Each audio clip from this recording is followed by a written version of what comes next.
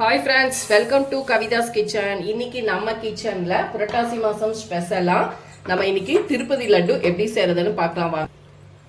ஒரு பாத்திரத்துல 1 கப் ஜீனி எடுத்திருந்தேன். அதுலயே 1/2 கப் அளவுக்கு நான் தண்ணி ஊற்றிருக்கேன். இப்போ அதை நம்ம பாகு காய்ச்சிக்கலாம். ஃபர்ஸ்ட் லட்டுக்கு நம்ம சர்க்கரை பாகு காய்ச்சிக்கலாம். ஒரு கம்பி பதம் வரணும். நல்லா சர்க்கரை எல்லாம் கரைஞ்சிட்டு நல்லா கொதிச்சுட்டு நமக்கு ஒரு கம்பி பதம் வரணும். ஒரு கம்பி பதம் வந்தது நம்ம ஸ்டவ் ஆஃப் பண்ணிடலாம்.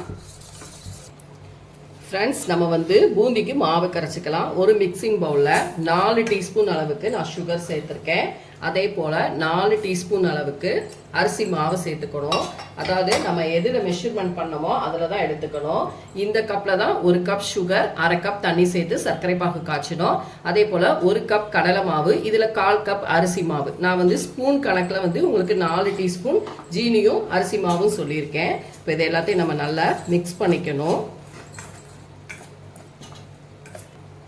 இப்போ இதில் 1 கப் பால் சேர்த்துக்கணும். பால் நான் நல்லா காய்ச்சிட்டு ஆற வச்ச பால். நமக்கு அந்த சுகர் நல்லா கரையணும். கட்டிகள் இல்லாமல் நல்லா பூந்தி போடுறதுக்கு கரைச்சி எடுத்துக்கணும். ஃப்ரெண்ட்ஸ், ஃபஸ்ட்டு 1/2 கப் பால் ஊற்றி நல்லா மிக்ஸ் பண்ணிக்கோங்க. ஏன்னா நம்ம சுகர் அதில் கரையணும். அதுக்கப்புறம் பேலன்ஸ் பாலையும் சேர்த்துட்டு நல்லா கரைச்சிக்கோங்க. இப்படி எடுத்துட்டு உங்களுக்கு சொட்டு சொட்டாக வடியணும். அந்த அளவுக்கு நம்ம மாவு ரெடி பண்ணிக்கணும். கடலை மாவை நான் சளிச்சிட்டு சேர்த்துருக்கேன். நீங்களும் சளிச்சிட்டு சேர்த்துக்கோங்க. இப்போ பூந்தி போடுறதுக்கு நமக்கு மாவு ரெடியாக இருக்குது. அதே போல் சர்க்கரை பாகும் ஒரு கம்பி பதம் வந்தது நான் ஸ்டவ்வை ஆஃப் பண்ணிட்டேன். இப்போ நம்ம பூந்தி பொரிச்சுக்கலாம். ஃப்ரெண்ட்ஸ், அடுப்பில் ஒரு கடாயில் நான் எண்ணெய் ஊற்றிட்டே பூந்தி பொரிக்கிறதுக்கு கூடவே 2 டீஸ்பூன் நெய் சேர்த்துக்கலாம். ஏன்னா திருப்பதி லட்டு நெய்யில் தான் பொரிப்பாங்க பூந்தி. அதே போல் பாலில் தான் சேர்த்து மாவும் பிசைவாங்க. நீங்கள் 1 கப் பால் சேர்த்து இல்லைங்களா, நீங்கள் அதில் பாதி தண்ணி கூட சேர்த்துக்கலாம். இப்போ நான் 2 டீஸ்பூன் மட்டும் ஊற்றிருக்கேன். ஏன்னா நம்ம வீட்டில் செய்யறதுனால ஃபுல்லாக நெய் சேர்க்காம பாதி ஆயிலும் அதுக்கப்புறம் நெய்யும் சேர்த்துருக்கேன். இப்போ இது காஞ்சதுக்கப்புறம் நம்ம பூந்தி போட்டு எடுத்துக்கலாம். ஃப்ரெண்ட்ஸ், எண்ணெய் காஞ்சிருச்சானே நான் கொஞ்சம் லைட்டாக டெஸ்ட் பண்ணி பார்த்தேன். இப்போ நம்ம நான் கிளாஸில் மாவு எடுத்திருக்கேன். இந்த மாதிரி ஒரு பூந்தி கரண்டியில் வச்சு நீங்கள் ஊற்றிக்கோங்க. அப்படியே ஊற்றுனீங்கன்னா முத்து முத்தாக அது விழுந்துரும்.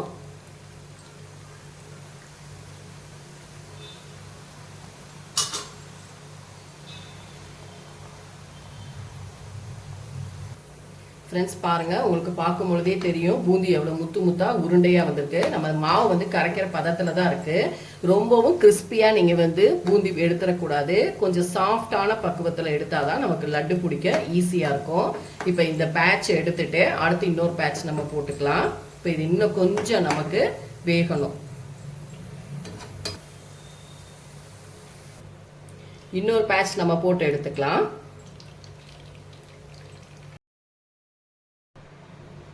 ஃப்ரெண்ட்ஸ், பூந்திகளை நம்ம பொரிச்சாச்சு. பொரிச்ச பூந்திகளை நம்ம சர்க்கரை பாகுல சேர்த்துக்கலாம். சர்க்கரை பாகு உங்களுக்கு ஆறிடுச்சுன்னா நீங்கள் லைட்டாக சூடு பண்ணிக்கோங்க.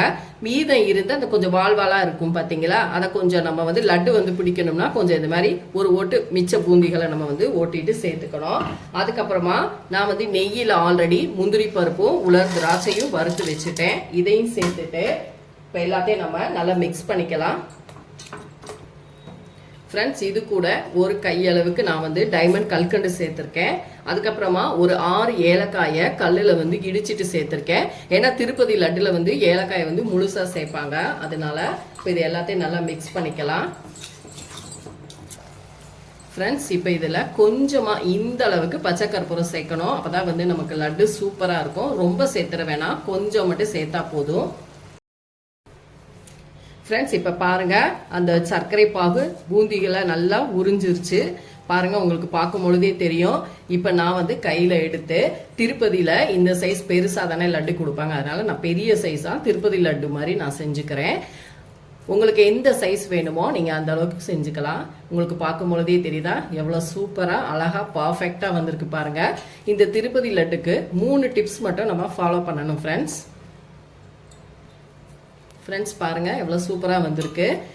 அதாவது பூந்திக்கு மாவு கரைக்கிறது நம்ம பாலில் தான் கரைக்கணும். திருப்பதியில் அப்படி தான் லட்டு செய்வாங்க. அதே போல் நெய் தான் ஃபுல்லாக சேர்ப்பாங்க. நம்ம வீட்டில் செய்கிறதுனால ஆயிலும் நெய்யும் சேர்த்துருக்கோம். அப்புறம் இன்னொன்று பச்சை கற்பூரம். இப்போ நான் சொன்ன டிப்ஸுகளோட நீங்கள் ஃபாலோ பண்ணிங்கன்னா திருப்பதி லட்டு சூப்பராக வீட்லேயே நம்ம ரெடி பண்ணிடலாம். இதே போல் எல்லாத்தையும் நம்ம லட்டு பிடிச்சிட்டு வந்துடலாம்.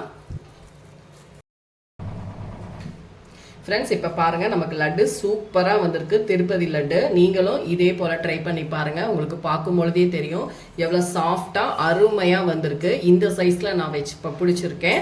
நான் எடுத்திருந்த அளவுகளுக்கு 6 லட்டு வந்திருக்கு. நீங்களும் இதே போல் ட்ரை பண்ணி பாருங்கள். கொஞ்சம் நமக்கு லட்டு வந்து செட் ஆகணும். ஆனால் பர்ஃபெக்டாக நல்லா வந்திருக்கு.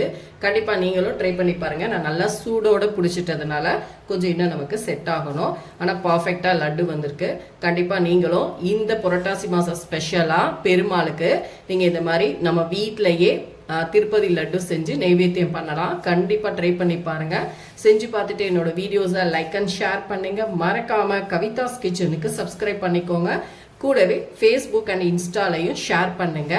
கூடவே பெல் பட்டனை கிளிக் பண்ணுங்க. அப்பதான் நம்மளோட வீடியோஸ் எல்லாமே உங்க நோட்டிஃபிகேஷனுக்கு வரும். அடுத்த வீடியோல உங்களை சந்திக்கிறேன். தேங்க்யூ.